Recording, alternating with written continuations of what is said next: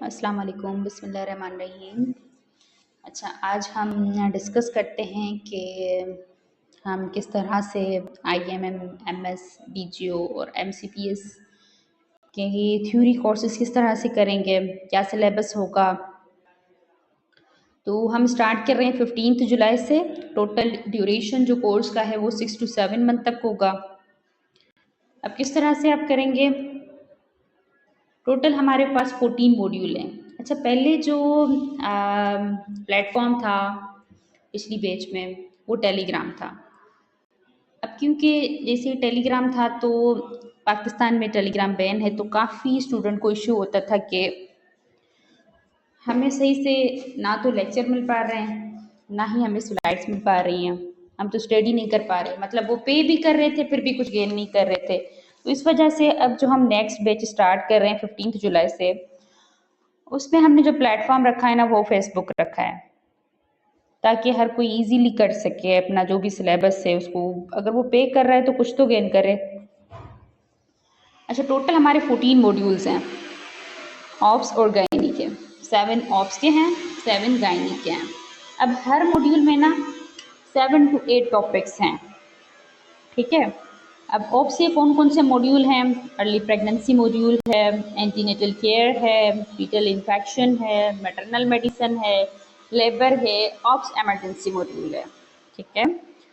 और journal gynae module है। Gynae में सब फर्टिलिटी है, यूरोगायनी है, ऑन्कोलॉजी है।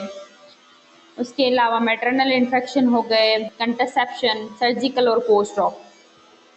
मिसलिनियस में हमने कुछ जो टॉपिक्स हैं जैसे कि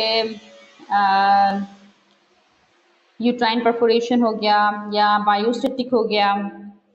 तो जो एक्स्ट्रा टॉपिक्स हैं ना इन मॉड्यूल्स से, एक्स्ट्रा जो टॉपिक्स हैं वो हमने मिसलिनियस मॉड्यूल्स में रखे हैं।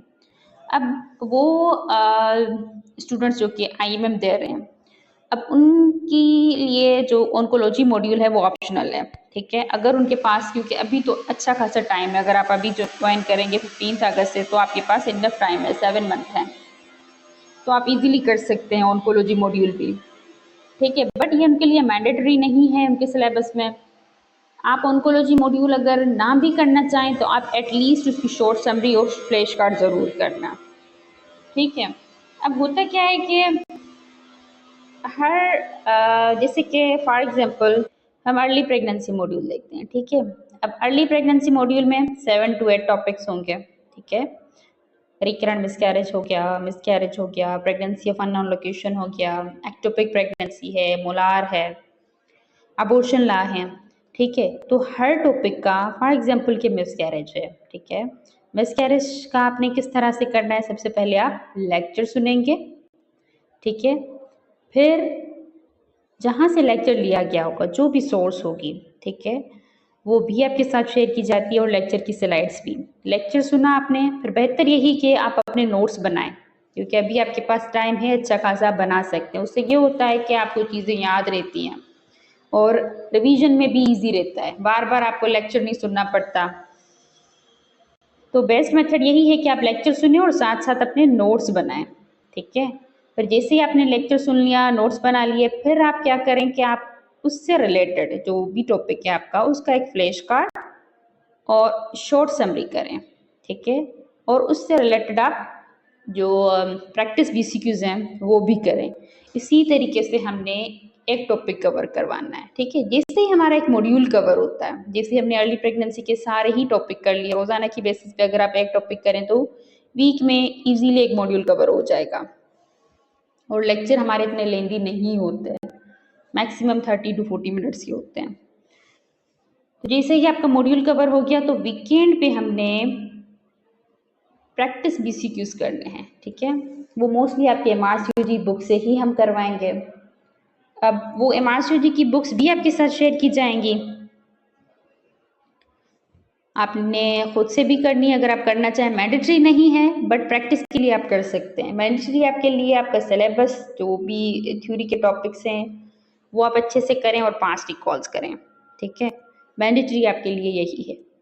बाकी जो एमआरसीयूजी की बुक्स हैं जिनसे आपने बीसीक्यूज की प्रैक्टिस करनी है, ये ऑप्शनल हैं।